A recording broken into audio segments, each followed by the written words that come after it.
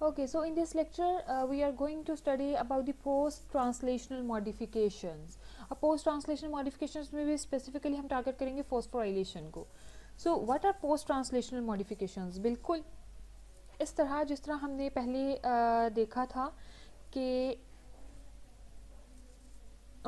बिल्कुल इस तरह जिस तरह हमने पहले देखा था कि पोस्ट ट्रांसक्रिप्शनल मॉडिफिकेशंस भी होती हैं कि जब एक आपके पास प्री मैसेंजर आरएनए बन जाता है, उस प्री मैसेंजर आरएनए से आप क्या करते हो, आप स्प्लाइसिंग होती है, आरएनए प्रोसेसिंग होती है, स्प्लाइसिंग होती है, अल्टरनेटिव स्प्लाइसिंग भी होती है, एंड सो ऑन. इस तरह से आपके पास एक फंक्शनल प्रोडक्ट आता है मैसेंजर आरएनए, जिससे आप फर्दर जो है आगे प्रोटीन बनाते हो. तो बिल्कुल इसी तरह जब आपकी प्रोटीन बन जाती है, प्रोटीन बनना क्या है, यानी कि वो अमाइनो एसिड सीक्वेंस में अमाइनो एसिड सीक्वेंस जो है वो डिटरमिन हो जाता है और वो एक चेन में आपके पास लग जाता है, आपके पास प्राइमरी स्ट्रक्चर आ जाता है. तो वो प्राइमरी स्ट्रक्चर के बाद आपने उसमें क्या करनी होती है, बहुत सारी पोस्ट ट्रांसलेशनल मॉडिफिकेशंस करनी होती हैं.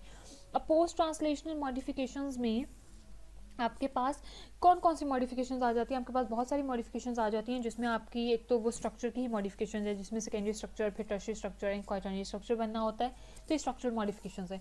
इसके अलावा कुछ आपकी कोवलेंट मॉडिफिकेशंस भी होती हैं, कोवलेंट चेंजेस भी होती हैं, जहाँ पे आप क्या करते हो कि कुछ स्पेसिफिक अमाइनो एसिड्स को, कुछ अमाइनो एसिड्स को एक प्रोटीन में स्पेसिफिक अमाइनो एसिड्स को मॉडिफाई कर देते हो कि उनको फॉस्फोराइलेट करवा देते हो, या उनको कार्बोक्सिलिक एसिड का ग्रुप उसमें ऐड करवा दिया, या उसमें कुछ और ऐड करवा दिया. तो इस तरह से एडिशन करवा के या कुछ चीज़ रिमूव करवा के एक अमाइनो एसिड को स्पेसिफिकली मॉडिफाई किया जा सकता है और किया जाता है ड्यूरिंग द प्रोटीन सिंथेसिस. तो इनको हम क्या कहते हैं, पोस्ट ट्रांसलेशनल मॉडिफिकेशन, क्योंकि ट्रांसलेशन के बाद के ये सारे काम हैं.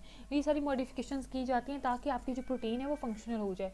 इससे में एक मॉडिफिकेशन ये भी है कि आपको पता है जैसे प्रोटीन मेरी बन रही है, कहाँ पे बन रही है, इन दी साइटोप्लाज्म. बट उस प्रोटीन का काम तो है माइटोकॉन्ड्रिया के अंदर.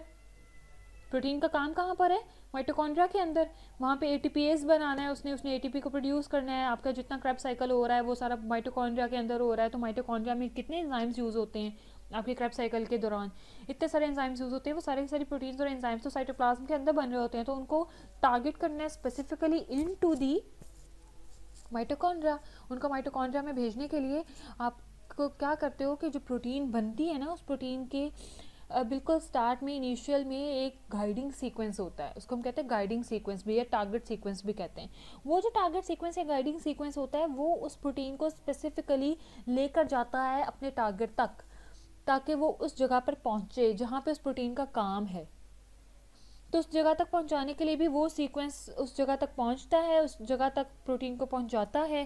फिर पहुंचाने के बाद वो वहाँ से कट डाउन हो जाता है, कट ऑफ हो जाता है, और फंक्शनल प्रोटीन आपके पास बन जाती है जो माइटोकॉन्ड्रिया के अंदर अपना काम करना शुरू कर देती है. और ये ज़रूरी नहीं है कि सिर्फ माइटोकॉन्ड्रिया की मैंने एग्जाम्पल दी है तो सिर्फ माइटोकॉन्ड्रिया में टारगेट की जा रही है प्रोटीन्स और भी बहुत जगहों पर टारगेट की जा रही है. प्रोटीन्स तो कहाँ पर बन रही हैं, साइटोप्लाज्म में बन रही हैं. अब इन्हीं प्रोटीन्स को उठा के न्यूक्लियस के अंदर भी लेके जाना है. जब रेप्लिकेशन करनी है, डीएनए पॉलीमरेज नहीं चाहिए. जब आरएनए बनाना है तब आरएनए पॉलीमरेज नहीं चाहिए. तो वो एंजाइम्स तो साइटोप्लाज्म में बन रहे हैं, उनको उठा के न्यूक्लियस में भी लेके जाना है ताकि वो न्यूक्लियस वाले काम करें, वो प्रोटीन्स जो न्यूक्लियस की हैं. तो इस तरह टारगेटिंग करना और ये सब कुछ, ये सारी किस्में आ रही होती हैं पोस्ट ट्रांसलेशनल मॉडिफिकेशंस में आती हैं, जिससे अल्टीमेटली हमारे पास एक फंक्शनल प्रोटीन बनती है. और उस फंक्शनल प्रोटीन को हमने यूटिलाइज करना होता है, हमने काम करना, उन फंक्शनल प्रोटीन्स ने अपना जो है वो काम परफॉर्म करना होता है. So, what are the post-translational modifications? Post-translational modification occurs during or after the process of translation. ये कब होती है, जब या तो ट्रांसलेशन बिल्कुल कंप्लीट हो चुकी होती है, ख़त्म हो चुकी होती है, या तब जब अभी ट्रांसलेशन थोड़ी सी चल रही होती है. थोड़ी सी चल रही होती है से क्या मुराद है कि जब ट्रांसलेशन हो रही होती है तो अमाइनो एसिड एक साइड से आप देख रहे हो, आपने पहले डायग्राम में भी देखा था कि राइबोसोम से बाहर निकल रही होती है. तो अभी ट्रांसलेशन तो चल रही है, पर जितना प्रोटीन थोड़ा सा बाहर आया है, आपका राइबोसोमल कॉम्प्लेक्स में से बाहर जितना निकला है, उस पर प्रोसेसिंग शुरू हो चुकी होती है. पोस्ट ट्रांसलेशन मॉडिफिकेशन उस पर शुरू हो चुकी होती है, हालांकि भी ट्रांसलेशन भी साथ साथ जारी होती है। तो पोस्ट ट्रांसलेशन मॉडिफिकेशन कब होती है? It can occur at the end of translation और during the translation. Okay, post translational modification of proteins are responsible for abundance of proteins in any organism. ये रिस्पॉन्सिबल होती हैं ऑर्गेनिज्म में उस protein के अबंडेंस के लिए और उस प्रोटीन के फंक्शन के लिए। तो post translational modification are required for the number 1 specific function of the proteins, कि प्रोटीन ने अपना स्पेसिफिक फंक्शन परफॉर्म करना है, अदरवाइज प्रोटीन अपना फंक्शन परफॉर्म ही नहीं कर पाएगी जब तक उसमें पोस्ट ट्रांसलेशनल मॉडिफिकेशंस नहीं हो जाती। And you all know the very well about the structure of proteins. अगर स्ट्रक्चर ऑफ प्रोटीन ज़रा सा भी बदल जाए, अगर एंजाइम का स्ट्रक्चर ज़रा सा भी बदल जाए तो प्रोटीन अपना काम नहीं कर पाती। हालांकि सीक्वेंस सब कुछ सेम है, सब कुछ सीक्वेंस वही है, सब कुछ ठीक है बिल्कुल, बस प्रोटीन का फंक्शन, प्रोटीन का स्ट्रक्चर थोड़ा सा अल्टर हुआ है, जिससे प्रोटीन का फंक्शन जो है वो कम्प्लीटली लॉस भी हो सकता है। तो इतना ज़्यादा इंपॉर्टेंट है ये सारी post translational modifications as well as their stability. Post translation modification इसलिए भी इंपॉर्टेंट है क्योंकि प्रोटीन इसके बगैर जो है वो स्टेबल नहीं होती, प्रोटीन को स्टेबल भी करना होता है। बिल्कुल इस तरह जैसे हमने फूड को प्रिजर्व करने के लिए उसके अंदर प्रिजर्वेटिव्स डालते हैं, इसी तरह प्रोटीन को स्टेबल करने के लिए उसमें पोस्ट ट्रांसलेशनल मॉडिफिकेशंस की जाती हैं। उसके बाद हमारे पास क्या है, थर्ड डिग्रेडेशन करवाने के लिए भी पोस्ट ट्रांसलेशनल मॉडिफिकेशंस हमें तब भी चाहिए जब अगर हमने कभी किसी प्रोटीन की डिग्रेडेशन करवानी है। प्रोटीन हमें नहीं चाहिए, प्रोटीन इजाफी अमाउंट में बनी हुई है या उसका काम ख़त्म हो चुका है, तो उसको प्रॉपर्ली बॉडी से डिस्पोज ऑफ भी करना है। डिस्पोज ऑफ करने के लिए भी क्या चाहिए हमें, प्रोटीन पोस्ट ट्रांसलेशनल मॉडिफिकेशंस चाहिए। जब वो मॉडिफिकेशन होगी तो वो मॉडिफिकेशन ये बताएगी दूसरे एंजाइम्स को कि ये प्रोटीन अब टारगेट है, ये प्रोटीन अब इसका काम नहीं रहा, इस प्रोटीन को ख़त्म करना है, इस प्रोटीन को डिग्रेड करना है। तो इस प्रोटीन को डिग्रेड करने के लिए उसके ऊपर मॉडिफिकेशन की जाती है ताकि दूसरे आके उसको रिकॉग्नाइज कर लें। हर वक्त तो डिग्रेडेशन का सिग्नल नहीं ना भेजा जा सकता, हर वक्त डिग्रेडेशन का सिग्नल भेज देंगे तो वो तो प्रोटीन अपना काम ही नहीं कर पाएगी, उसको पहले ही आके जो डिग्रेड करने वाले हैं वो उसको डिग्रेड कर देंगे। तो एक स्पेसिफिक टाइम पे डिग्रेडेशन का सिग्नल जनरेट करना होता है और इसलिए उसी स्पेसिफिक टाइम पे ही पोस्ट ट्रांसलेशन मॉडिफिकेशन करनी होती है। Next, control of various biological processes. इसके अलावा पोस्ट ट्रांसलेशनल मॉडिफिकेशंस हमें इसलिए भी करनी होती हैं अपनी प्रोटीन्स में ताकि हमारे जो डिफरेंट बायोलॉजिकल प्रोसेसेस हैं उनका कंट्रोल हो सके। मेरा ख्याल है आप लोगों ने अपने सेकेंड या थर्ड सेमेस्टर में कोई कोर्स पढ़ा होगा बायोकेमिस्ट्री ऑफ कार्बोहाइड्रेट्स का। तो बायोकेमिस्ट्री ऑफ कार्बोहाइड्रेट्स में आप लोगों ने देखा होगा कि जब आप क्रेब साइकिल करते हो, जब आपके अंदर ग्लाइकोलाइसिस वगैरह हो रही होती है तो वहाँ पे फीडबैक मैकेनिज्म भी चल रहे होते हैं। अगर ये स्टेप नहीं होगा तो अगला स्टेप नहीं होता, ये स्टेप होगा तो ही अगला स्टेप होगा, इस तरह सो ऑन फीडबैक मैकेनिज्म और ये सब कुछ चल रहा होता है। और एक एंजाइम दूसरे को बता रहा होता है, एक एंजाइम का प्रोडक्ट दूसरे एंजाइम को बता रहा होता है कि अब ये काम करना है, अब ये काम नहीं करना। तो ये सारा का सारा जो कंट्रोल है वो भी किस पे डिपेंड करता है, पोस्ट ट्रांसलेशनल मॉडिफिकेशंस पे डिपेंड करता है। Did you get the point students? Yes, ma'am. Okay, so now comes to the protein modification. What are protein modifications? For example, certain proteins must be phosphorylated. कुछ proteins ऐसी होती हैं जिनको लाजमी तौर पे phosphorylate करना होता है, that is one or more phosphate groups are added to the protein chain. इसका मतलब है कि एक या एक से ज़्यादा वहाँ पे phosphate groups जो हैं उस protein chain के अंदर add करवाने होते हैं। फॉस्फेट ग्रुप्स क्या है, हम सबको पता है PO4 होता है, फॉस्फोरिक एसिड से H3PO4 से निकलता है फॉस्फेट ग्रुप। वो फॉस्फेट ग्रुप हम क्या करते हैं, प्रोटीन की चेन के अंदर डिफरेंट अमाइनो एसिड के साथ लगाते हैं। अच्छा, अब ये भी नहीं है कि रैंडमली किसी भी अमाइनो एसिड के साथ उठा के लगा देंगे, हर अमाइनो एसिड का अपना एक मतलब है, अपनी एक इंटेग्रिटी है, अपना एक फंक्शन है प्रोटीन के अंदर। तो स्पेसिफिक अमाइनो एसिड पे ही हम मॉडिफिकेशन करते हैं। डिग्रेडेशन के लिए किसी और स्पेसिफिक अमाइनो एसिड पे करनी होती है मॉडिफिकेशन, किसी और काम के लिए किसी और स्पेसिफिक अमाइनो एसिड पे मॉडिफिकेशन करनी होती है। और ज़रूरी नहीं है कि सिर्फ फॉस्फोराइलेशन करनी होती है, और भी डिफरेंट टाइप्स की मॉडिफिकेशंस करनी होती हैं। कभी कोई एक्स्ट्रा अमाइनो एसिड साथ में ऐड करवाना होता है, कभी फॉस्फेट ग्रुप के अलावा और बहुत सी additions deletions amino group add कराना है या डिफरेंट ग्रुप्स ऐड करवाने होते हैं। After phosphorylation, proteins become active in the signal transduction pathway, cell division and other systems in an organism. जब किसी प्रोटीन की फॉस्फोराइलेशन कर दी जाती है तो अच्छा, यहाँ पे हम अभी फॉस्फोराइलेशन, जी बेटा मैम स्लाइड आगे मूव नहीं हो रही। ओके, अच्छा यहाँ पे हम प्रोटीन मॉडिफिकेशन में फॉस्फोराइलेशन की सबसे पहले बात इसलिए कर रहे हैं क्योंकि फॉस्फोराइलेशन सबसे ज़्यादा अबंडेंट प्रोटीन मॉडिफिकेशन है। सबसे ज़्यादा प्रोटीन्स को जो मॉडिफाई किया जाता है वो फॉस्फोराइलेशन के थ्रू ही किया जाता है, depending on the specific amino acid. ठीक है, तो इसलिए हम ये इसको देख रहे हैं। और जब फॉस्फोराइलेशन हो जाती है किसी प्रोटीन की, तो फिर वो जो प्रोटीन है वो सिग्नल ट्रांसडक्शन पाथवे के लिए एक्टिव हो जाती है, या वो सेल डिवीजन के लिए एक्टिव हो जाती है, या फिर वो अदर दूसरे डिफरेंट सिस्टम्स और दूसरे डिफरेंट कामों के लिए एक ऑर्गेनिज्म में क्या हो जाती है, एक्टिव हो जाती है। अदरवाइज़ वो नहीं हो पाती, अदरवाइज़ वो अपना काम नहीं कर पाती, उसका काम जहाँ जहाँ पर भी होता है। In higher eukaryotes 1/3 of all proteins are phosphorylated, और मोस्ट ऑफ द टाइम्स क्या होता है, और आप लोगों ने ये देखा भी है कि काइनेज आता है उस प्रोटीन को फॉस्फोराइलेट कर देता है, फिर फॉस्फेटेज आता है उस प्रोटीन से फॉस्फेट ग्रुप को हटा देता है, तो वो प्रोटीन इनएक्टिव हो जाती है। आप लोगों ने ये पढ़ा होगा बायोकेमिस्ट्री ऑफ कार्बोहाइड्रेट्स में। Do you have the idea about the phosphorylation? Yes ma'am, पढ़ा हुआ है यस ना, वाला जो था। यस। तो अब इसमें होता क्या है कि मोस्टली जो 1/3 हमारी बॉडी के अंदर हायर यूकेरियोट्स में हम भी शामिल हैं, तो 1/3 ऑफ द प्रोटीन्स जो हैं वो क्या होती हैं, फॉस्फोराइलेटेड होती हैं, उनके बगैर काम नहीं हो पाता। Half of all proteins in humans are modified by glycosylation. अब अभी तो 1/3 की बात कर ली थी कि 1/3 में फॉस्फोराइलेशन के थ्रू उनको एक्टिव किया जाता है या उनको मॉडिफाई किया जाता है।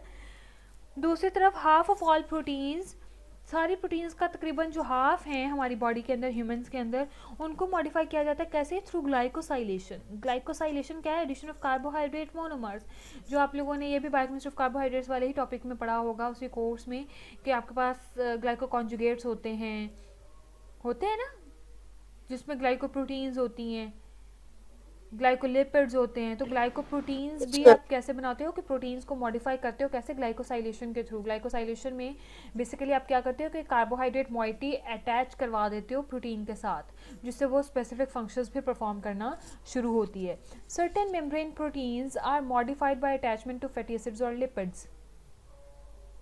कुछ मेम्ब्रेन प्रोटीन्स होती हैं जो कि फैटी एसिड्स और लिपिड्स के साथ बाइंड करने पे ही एक्टिव होती हैं, अदरवाइज नहीं होती। और ये हम सबको पता है कि प्लाज्मा मेम्ब्रेन को अगर हम देखें तो प्लाज्मा मेम्ब्रेन के ऊपर जो प्रोटीन चैनल्स होते हैं, जो एम्बेडेड प्रोटीन्स होती हैं पर्पल कलर की, आप लोगों ने हमेशा डायग्राम्स में देखी होंगे फ्लूइड मोज़ेक मॉडल में, कि पर्पल कलर की या ब्लू कलर की जो बीच में प्रोटीन्स एम्बेडेड हुई होती हैं प्लाज्मा मेम्ब्रेन में, उसमें साथ ऊपर येलो कलर के ऐसे गोल छोटे से डॉट्स डाले हुए होते हैं, छोटे से बॉल्स डाले हुए होते हैं, डेट आर लिपिड्स। तो प्रोटीन के साथ लिपिड जब बाइंड हो जाती है तो वो क्या बन जाती है, लिपोप्रोटीन्स। यस, तो वो लिपोप्रोटीन्स बन जाती हैं, और वो लिपोप्रोटीन्स फिर तभी एक्टिव होती हैं जब उनके साथ आके लिपिड्स अटैच होते हैं, अदरवाइज वो एक्टिव नहीं होते हैं। Some other proteins like insulin और immunoglobulin are stabilized by the formation of disulfide bonds. इस तरह कुछ ऐसी प्रोटीन्स हैं जो कि डाइसल्फाइड बॉन्ड्स बना के ही स्टेबल होती हैं, अदरवाइज वो नहीं होती। क्योंकि हमें पता है इंसुलिन में 2 चेन्स होती हैं, अल्फा एंड बीटा। इसी तरह हीमोग्लोबिन में भी 4 चेन्स होती हैं। तो उन चारों की चारों चेन्स को, या इंसुलिन में 2 चेन्स को आपस में कैसे जोड़ा जाता है? Through disulphide bonds. अगर डाइसल्फाइड लिंकेजेस, डाइसल्फाइड बॉन्ड्स नहीं किए जाएंगे तो वो जो 2 चेन्स हैं इंसुलिन में, या वो जो 4 चेन्स हैं हीमोग्लोबिन में, वो आपस में एक दूसरे के साथ इकट्ठी नहीं होंगी तो एक प्रोटीन नहीं बनेगी। तो हीमोग्लोबिन या इंसुलिन अपना फंक्शन कैसे परफॉर्म करेगी? It can not perform its function without the disulphide linkages, without the disulphide bonds. इसी तरह जो इम्यूनोग्लोबुलिन होता है, दैट इज एंटीबॉडी। तो एंटीबॉडी की जो शेप होती है, जो स्ट्रक्चर होता है, it is like alphabet Y. वो वाई की तरह होता है, but it is also dual chain. ये भी 2 चेन्स की बनी हुई होती है इम्यूनोग्लोबुलिन्स। तो उन दोनों चेन्स को भी आपस में इकट्ठा करके रखना होता है। तो इकट्ठा कैसे करेगा? कौन करेगा? डाइसल्फाइड बॉन्ड्स करेंगे, ऑब्वियस बात है। जब भी 2, हमेशा याद रखें, जब भी आपने 2 या 2 से ज़्यादा चेन्स को आपस में इकट्ठा करना है, प्रोटीन्स की चेन्स को, तो आपको वहाँ पे हमेशा क्या करना पड़ेगा? आपको वहाँ पे डाइसल्फाइड बॉन्ड्स जो हैं वो इंट्रोड्यूस करवाने पड़ेंगे उन दोनों चेन्स को इकट्ठा करने के लिए। Clear? So next is many other proteins undergo degradation to become active. इसी तरह काफ़ी प्रोटीन्स ऐसी होती हैं जिनको डिग्रेड किया जाता है, फिर वो एक्टिव होती हैं, अदरवाइज नहीं होती। जिसका मैंने अभी आप लोगों को इंसुलिन की ही एग्जांपल दी थी कि मैंने आप लोगों को माइटोकॉन्ड्रियल एंजाइम की एग्जांपल दी थी। पर अभी अगर मैं आप लोगों को इंसुलिन की भी एग्जांपल दूँ तो इंसुलिन में क्या होता है, इंसुलिन जब बनती है तो इंसुलिन के आगे भी एक सिग्नल पेप्टाइड लगा हुआ होता है, एक सिग्नल छोटा सा सीक्वेंस लगा हुआ होता है प्रोटीन का ही, पूरी इंसुलिन की प्रोटीन के आगे ही बिल्कुल स्टार्ट पे। वो सिग्नल पेप्टाइड कहलाता है। वो जो सिग्नल पेप्टाइड है ना, वो सिग्नल पेप्टाइड इंसुलिन को बताता है कि कहाँ पर जाना है, ठीक है, कहाँ पे जाके टारगेट करना है, कहाँ पे जाके ग्लूकोज को कम करना है, कैसे ब्लड में शामिल होना है। तो वो सिग्नल उसको देता है, जिससे फिर जब वो अपने टारगेट तक पहुंच जाता है तो वो सिग्नल वहाँ से कट हो जाता है, उस प्रोटीन से कट हो जाता है और इंसुलिन एक्टिव हो जाती है। इस तरह जैसे मैंने आप लोगों को अभी माइटोकॉन्ड्रिया की एग्जांपल दी थी कि माइटोकॉन्ड्रिया तक किसी प्रोटीन को पहुँचाना है तो इस सिग्नल जो है वो उसको माइटोकॉन्ड्रिया तक लेके जाएगा, सिग्नल पेप्टाइड उसको माइटोकॉन्ड्रिया तक लेके जाएगा, और माइटोकॉन्ड्रिया में जाने के बाद वो सिग्नल जो है वो उस प्रोटीन से कट हो जाता है और वो प्रोटीन जो है एक्टिव हो जाती है। तो ये है डिग्रेडेशन, डिग्रेड करेंगे प्रोटीन को तो प्रोटीन एक्टिव होगी, अदरवाइज प्रोटीन एक्टिव नहीं होगी। जब तक उसके साथ सिग्नल पेप्टाइड लगा रहेगा वो प्रोटीन एक्टिव नहीं होती। For example insulin is translated from the messenger RNA as a proinsulin. Insulin जब मैसेंजर आरएनए से बनती है तो वो बेसिकली क्या होती है, प्रो इंसुलिन होती है। वो जो प्रो इंसुलिन होती है उसको डिग्रेड किया जाता है and by removal of terminal amino acid to yield proinsulin, और उससे जो उसका टर्मिनल अमाइनो एसिड सीक्वेंस होता है वो वहाँ से एक एंड से उस सीक्वेंस को रिमूव कर दिया जाता है, तो वो प्रो इंसुलिन से प्रो इंसुलिन में कन्वर्ट हो जाती है। अब ये जो प्रो इंसुलिन है इज डिग्रेडेड इवन मोर, इस प्रो इंसुलिन को और ज़्यादा डिग्रेड किया जाता है even more to give insulin, ताकि उससे इंसुलिन बनाई जाए, ताकि उससे फंक्शनल इंसुलिन बन जाए। और वो जो प्रो इंसुलिन होती है उस प्रो इंसुलिन से सिग्नल पेप्टाइड को रिमूव कर दिया जाता है, डिग्रेड कर दिया जाता है, खत्म कर दिया जाता है, और आपके पास इंसुलिन जो है एक्टिव हो जाती है। Insulin then functions as a hormone to control the uptake of glucose molecules in mammalian cells. Clear? Yes, ma'am. Okay. So next is Yes, ma'am. okay, thank you बेटा। Next is phosphorylation. What is phosphorylation? अब हम थोड़ी सी depth में आ जाते हैं phosphorylation की। Most important from the form of regulatory modification in both prokaryotic and eukaryotic cells. जो phosphorylation है ये सबसे ज़्यादा इम्पॉर्टेंट रेगुलेटरी मॉडिफिकेशन है प्रोकैरियोट्स में भी और यूकैरियोट्स में भी। मोस्ट ऑफ द प्रोटीन्स को रेगुलेट कैसे किया जाता है? फॉस्फोराइलेशन से। फॉस्फोराइलेशन करवा देते हैं तो एक्टिव हो जाती है, फॉस्फोराइलेशन हटा दें तो इनएक्टिव हो जाती है। समटाइम्स ऐसे होता है फॉस्फोराइलेशन हटा दें तो एक्टिव हो जाती है, फॉस्फोराइलेशन करवा दें तो एक्टिव हो जाती है। तो जितनी रेगुलेटरी मॉडिफिकेशंस हैं मोस्ट ऑफ द टाइम्स वो किससे की जाती है? और फॉस्फोराइलेशन के थ्रू की जाती है। This involves the addition of one और more phosphate groups to a particular amino acid in a protein. याद रखें, पर्टिकुलर अमाइनो एसिड, पूरी प्रोटीन को हम फॉस्फोराइलेट नहीं करते, उसके एक स्पेसिफिक एक खास अमाइनो एसिड को करते हैं, बाकी को नहीं करते। ठीक है। Next, phosphate groups are added to the amino acids threonine, serine और tyrosine of the protein in eukaryotes। और ये याद रखें कि phosphate group कहाँ पे ऐड किया जाता है, किस अमाइनो एसिड पे ऐड किया जाता है? हमेशा फॉस्फेट ग्रुप थ्रेनिन पे, सेरीन पे या टायरोसिन अमाइनो एसिड पे ऐड किया जाता है इन अ प्रोटीन यूकैरियोट्स में। और किसी भी अमाइनो एसिड को फॉस्फोराइलेट नहीं किया जा सकता इन the protein. And most of the times वो प्रोटीन सीरीन होती है जहाँ पे फॉस्फोराइलेशन की जाती है, वो अमाइनो एसिड सीरीन होता है जहाँ पे फॉस्फोराइलेशन की जाती है। Amino acid such as aspartic, glutamic and histidine are phosphorylated in prokaryotes. और इसी तरह एस्पार्टिक एसिड, ग्लूटामिक एसिड और हिस्टिडीन, ये जो तीन अमाइनो एसिड्स हैं ये प्रोकैरियोट्स में मोस्टली फॉस्फोराइलेट किए जाते हैं। इसके अलावा और कोई अमाइनो एसिड प्रोकैरियोट्स में फॉस्फोराइलेट नहीं होता। Occasionally in both prokaryotes and eukaryotes phosphorylation occurs in arginine, lysine and cysteine residues of the protein. Occasionally क्या होता है? समटाइम्स ओकेजनली बोथ प्रोकैरियोट्स और यूकैरियोट्स में फॉस्फोराइलेशन हो जाती है। कहाँ कहाँ पे? आर्जिनिन पे, लाइसिन पे एंड सिस्टीन रेजिड्यूज पे, इन तीनों पे भी समटाइम्स हो जाती है। और इन तीनों पे प्रोकैरियोट्स और यूकैरियोट्स दोनों में हो जाती है। The ratio of phosphorylation of the 3 amino acid residues in mammalian cells is 1000 to 100 to 1 for threonine, serine and tyrosine. तो सबसे ज़्यादा जो फॉस्फोराइलेशन होती है वो किस पे होती है? थ्रेनिन पे 1000 टाइम्स, ठीक है, सीरीन पे 100 टाइम्स और टायरोसिन पे ओनली 1 टाइम। तो हम में मैमेलियन सेल्स में जो रेशियो है फॉस्फोराइलेशन की वो सबसे ज़्यादा कौन सा अमाइनो एसिड की होती है? थ्रेनिन की। उसके बाद कौन सा अमाइनो एसिड की? सेरीन की। और उसके बाद कौन सा अमाइनो एसिड की? टायरोसिन की। Next, proteins are phosphorylated. Excuse me ma'am, ma'am एक बच्ची का डिस्कनेक्ट हो गया था, उसको अलाउ कर दें दोबारा। सो ओकेजनली क्या होता है कि arginine, lysine and cysteine residues पे हो सकती है प्रोकैरियोट्स और यूकैरियोट्स दोनों में ही फॉस्फोराइलेशन, और सबसे ज़्यादा जो फॉस्फोराइलेशन होने की जो रेशो है वो किस में है, थ्रेनिन पे, उसके बाद सेरीन पे और उसके बाद टायरोसिन पे। और हमारे पास प्रोटीन्स जो हैं वो proteins are phosphorylated at more than one site, और जब एक प्रोटीन को हमने फॉस्फोराइलेट करना होता है तो ज़रूरी नहीं है कि वहाँ पे सिर्फ एक ही अमाइनो एसिड, सिर्फ एक ही सेरीन जो है वो फॉस्फोराइलेट होगा। नो, उस अमाइनो एसिड, उस प्रोटीन में कई जगहों पे सेरीन हो सकते हैं। अब ज़रूरी नहीं कि सारे के सारे सेरीन को ही फॉस्फोराइलेट कर दिया जाएगा, सारे के सारे थ्रेनिन को फॉस्फोराइलेट कर दिया जाएगा, नहीं, वो स्पेसिफिक सेरीन, स्पेसिफिक थ्रेनिन या स्पेसिफिक टायरोसिन को फॉस्फोराइलेट किया जा सकता है, सारे के सारे भी नहीं और सिर्फ एक भी नहीं, एक से ज़्यादा भी किए जा सकते हैं, ठीक है, depending on the function of protein, depending on it's modification and depending on it's demand. तो डिमांड के अकॉर्डिंग फॉस्फोराइलेशन की जाती है। एंड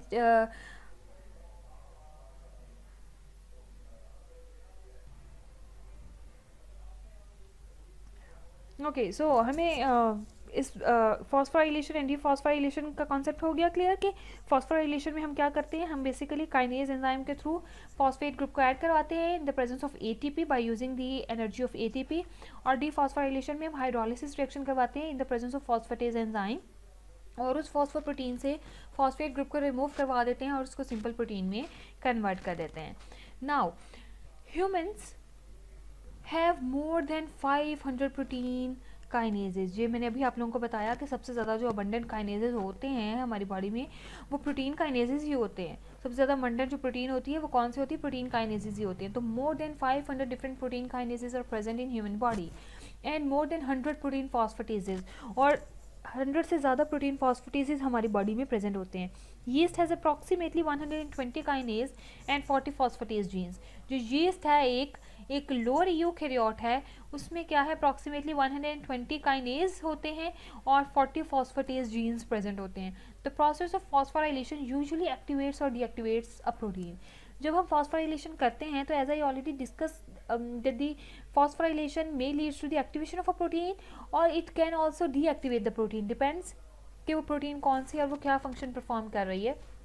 जैसे अभी मैंने आप लोगों को एग्जांपल दी थी branch in alpha keto acid dehydrogenase kinase की, तो branch in alpha keto acid dehydrogenase kinase एक जीन है और इसकी जो प्रोटीन बनती है वो प्रोटीन एक्टिव हो जाती है। कैसे, जब उससे फॉस्फेट ग्रुप रिमूव होता है तो वो प्रोटीन एक्टिव हो जाती है, और जब उस प्रोटीन को इनएक्टिव करना होता है तो उस प्रोटीन को काइनेज एंजाइम के थ्रू क्या करवा दिया जाता है, फॉस्फोराइलेट करवा दिया जाता है। तो फॉस्फोराइलेशन के बाद वो क्या हो जाती है, इनएक्टिव हो जाती है और अपना काम करना छोड़ देती है अनटिल जब तक उससे उस फॉस्फेट ग्रुप को रिमूव ना कर दिया जाए, ठीक है। तो this is the very important step that controls the biological और enzymatic activity of proteins, जो कि biological और enzymatic activity को proteins की control करता है। Clear?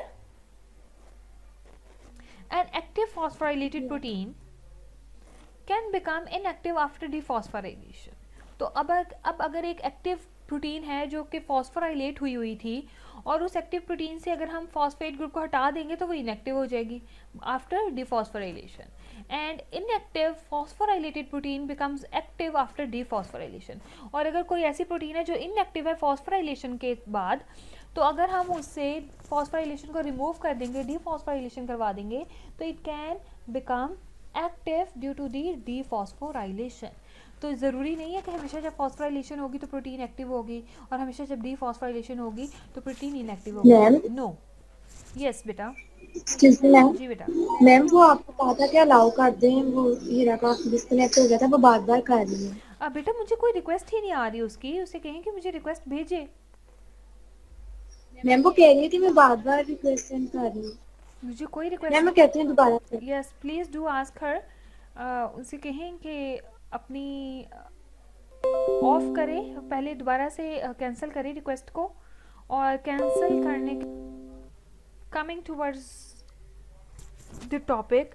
So proteins are phosphorylated to become active in certain pathways such as signal transduction, cell division, pathways leading to the cause of cancer in mammalian cells। तो जो proteins की phosphorylation है वो उनको active कर देती है सर्टेन पाथवेज के लिए, जैसे कि सिग्नल ट्रांसडक्शन के लिए, सेल डिवीजन के लिए, और काफ़ी सारे ऐसे पाथवेज के लिए भी जो कैंसर को लीड करते हैं। अब आप लोगों का यहाँ पे क्वेश्चन राइज होगा कि मैम कैंसर को लीड कर रहा है अगर कोई चीज़, तो हम उसको फॉस्फोराइलेशन क्यों करवा रहे हैं? तो कैंसर सिर्फ उस फॉस्फोराइलेशन की वजह से नहीं हो रहा, बल्कि होता क्या है कि कैंसर में पीछे से म्यूटेशन हो जाती है कोई, ठीक है, डीएनए में, और उस म्यूटेशन की वजह से क्या होता है कि वो प्रोटीन जो कि नॉर्मली इनएक्टिव रहती है, वो प्रोटीन फॉस्फोराइलेट हो जाती है, और फॉस्फोराइलेशन होने के बाद वो एक्टिव हो जाती है, और फिर वो न्यूमरस अमाउंट में और अनकंट्रोल्ड अमाउंट में क्या करती है, सेल डिवीजन स्टार्ट कर देती है, जिससे जो कैंसर हो जाता है। तो कैंसर में बिहाइंड जो है वो आपकी म्यूटेशन ही होती है, फॉस्फोराइलेशन नहीं होती। फॉस्फोराइलेशन तो उस म्यूटेशन की वजह से बेचारी हो जाती है, जिसकी वजह से आगे कैंसर के सेल जो है प्रोलिफरेट करना शुरू हो जाते हैं। Protein kinases are considered an excellent target for treatment of cancer and other diseases. अभी जो प्रोटीन काइनेजेस हैं, इनको कंसिडर किया जाता है कि ये एक्सीलेंट टारगेट हैं किसके लिए, ट्रीटमेंट ऑफ कैंसर के लिए भी और दूसरी डिजीज़ के लिए भी। यही वजह कि जैसे मैंने अभी आप लोगों को बताया ना कि म्यूटेशन होती है, जिसकी वजह से क्या होता है कि वो प्रोटीन जो कि यूजुअली इनएक्टिव रहती थी, प्रोटीन काइनेज उसको एक्टिव करवा देता है फॉस्फोराइलेशन करवा के। तो फॉस्फोराइलेशन यहाँ पे बेचारी जो है वो पिस जाती है एक किस्म की, और वो जो है कल्प्रिट साबित हो जाती है। तो अगर हम इस फॉस्फोराइलेशन को टारगेट कर लें, अगर हम किसी तरह से प्रोटीन काइनेज को रोक दें कि वो फॉस्फोराइलेशन ना करे, तो अगर फॉस्फोराइलेशन नहीं होगी तो फिर क्या होगा, पीछे बेशक म्यूटेशन एग्जिस्ट करती है, वो फॉस्फोराइलेशन अगर नहीं होगी तो फिर क्या होगा, कैंसर सेल्स की प्रोलिफरेशन रुक जाएगी, क्योंकि फॉस्फोराइलेशन होगी तो कैंसर सेल्स ने आगे जो है वो प्रोलिफरेट करना है ना, तभी तो सेल डिवीजन ने शुरू होना है। क्योंकि अभी हमने कहा ना कि सिग्नल जो है वो सेल डिवीजन का भी शुरू हो जाता है, फॉस्फोराइलेशन उसको भी एक्टिव कर देती है। तो जब फॉस्फोराइलेशन नहीं होगी तो फिर सेल डिवीजन जो है वो एक्टिव नहीं होगी, सेल डिवीजन एक्टिव नहीं होगी तो कैंसर सेल्स प्रोलिफरेट नहीं करेंगे, कैंसर सेल्स नहीं बनेंगे। तो yes, we can also target the protein kinase. तो यही बात होगी कि जब तक हमें एक एंजाइम की वर्किंग का, उसके बायोकेमिकल पाथवे का, एक प्रोटीन के बायोकेमिकल पाथवे का नहीं पता होगा कि how does it work, how does it perform it's functions, and how it relates to the metabolism of different proteins and amino acids and so on and nucleic acids वगैरह, तब तक हम ये डिफरेंट ड्रग्स डेवलप नहीं कर सकते और उन ड्रग्स की एफिशिएंसी को चेक नहीं कर सकते और उन ड्रग्स का मैकेनिज्म को फाइंड आउट नहीं कर सकते कि वो ड्रग्स कैसे कैसे काम करती हैं। Clear? Next topic is about phosphoproteomics. What are phosphoproteomics? Phosphoproteomics is the large scale study, proteomics है ना, ठीक है, तो प्रोटियोमिक्स तो हमें पहले ही पता है कि सारी प्रोटीन्स की प्रोटियोम की स्टडी प्रोटियोमिक्स है। तो फॉस्फोप्रोटियोमिक्स ये क्या है, is a large scale study of proteins involved in phosphorylation. तो वो सारी की सारी प्रोटीन्स की स्टडी करना है जो कि फॉस्फोराइलेशन में इन्वॉल्व होती हैं, is called as phosphoproteomics. Information is obtained for a large number of proteins and their phosphorylation sites. इसमें हम क्या करते हैं, हम बहुत सारी प्रोटीन्स के बारे में इंफॉर्मेशन हासिल करते हैं कि कौन कौन सी प्रोटीन्स जो है वो फॉस्फोराइलेशन में इन्वॉल्व होती हैं और कौन कौन सी नहीं होती, और कैसे वो फॉस्फोराइलेशन में इन्वॉल्व होती हैं, और उनके फॉस्फोराइलेशन के साइट्स कौन सी हैं। मैंने अभी बताया था ना कि पूरी के पूरी प्रोटीन के सारे अमाइनो एसिड जो है वो फॉस्फोराइलेट नहीं होते, और सिर्फ एक भी नहीं होता, एक से ज़्यादा भी होते हैं, कभी कभार सिर्फ एक भी होता है। तो किस साइट पे स्पेसिफिकली फॉस्फोराइलेशन हो रही है, इस चीज़ को भी डिटरमिन करना किस में आता है, फॉस्फोप्रोटियोमिक्स की ही स्टडी में आता है।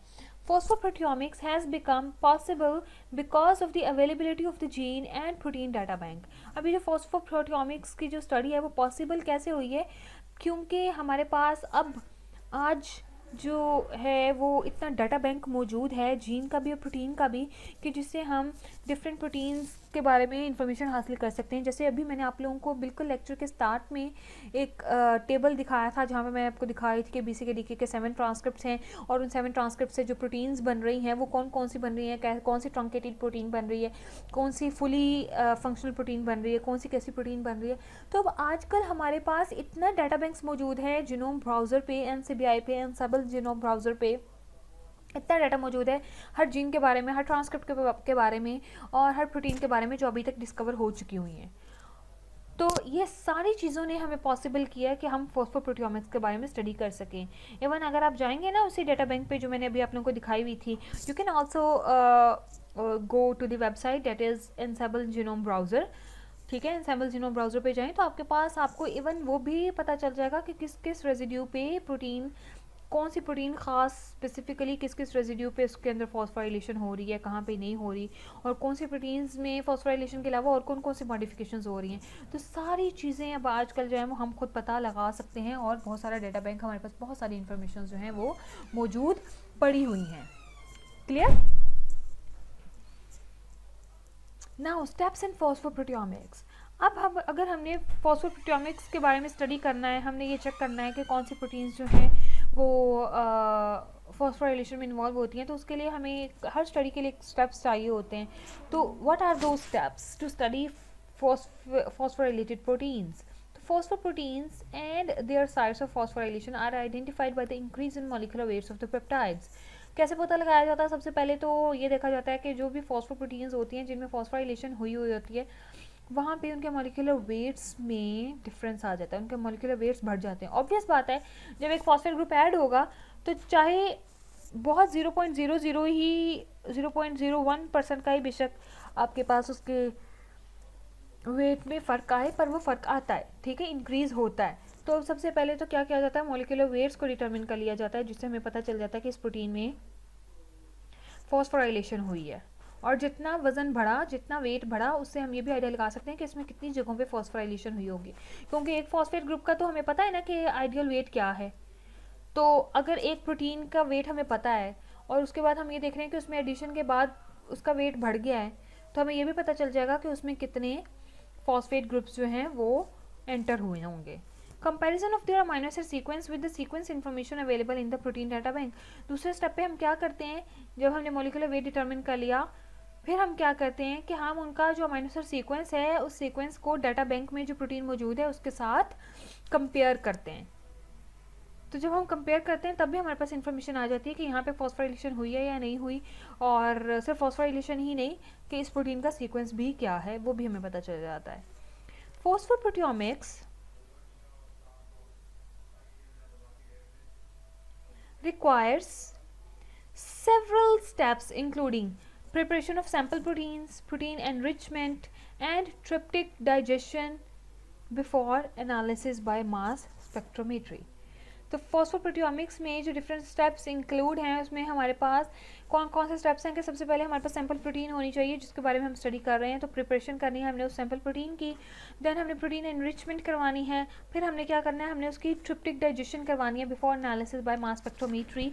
ट्रिप्टिक एनालिसिस करेंगे, जब हम ट्रिप्टिक डाइजेशन करेंगे तो उससे हमारे पास डिफरेंट छोटे छोटे चंक्स आ जाएंगे जिससे हम जो है वो उसकी मास स्पेक्ट्रोमेट्री जो है वो ईजिली कर सकते हैं, कर पाएंगे और कर सकेंगे।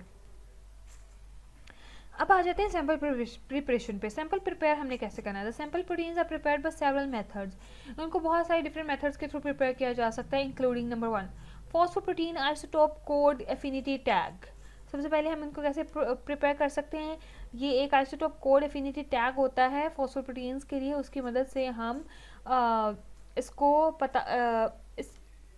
कोई सैंपल को, उस प्रोटीन के सैंपल को प्रिपेयर कर सकते हैं। दूसरे लेवल पे हम दूसरी तरह हम क्या कर सकते हैं, हम आइसोटोप कोड एफिनिटी टैग को भी, ICAT को भी यूज़ कर सकते हैं।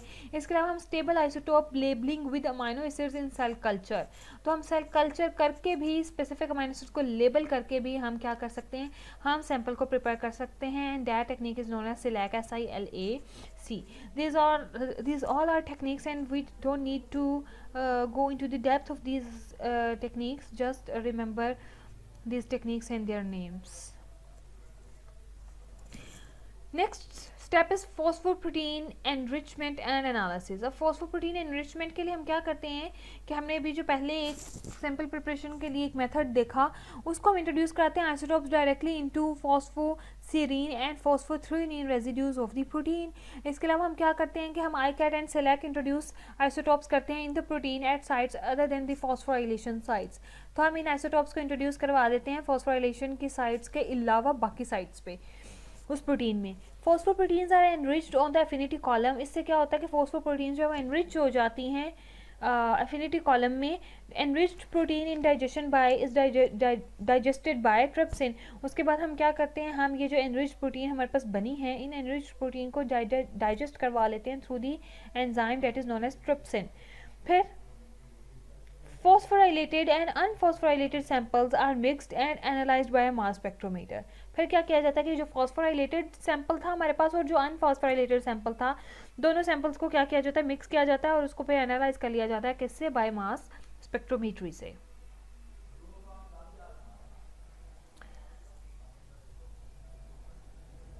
So this is all about today's lecture.